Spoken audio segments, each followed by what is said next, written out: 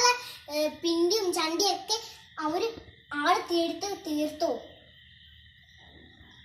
ഇടയില് ഒരു പണി ഇരിക്കുന്ന ഇടയിലാണ് അവിടെ ഒരു ആട്. അവിടെ എന്റെ ആടൊന്ന് പെറ്റോട്ടെ. പെറുമ്പോ ഈ സുബൈദാനെ മറക്കരുതേ.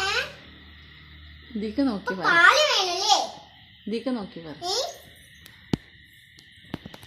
പാല് വേണോ?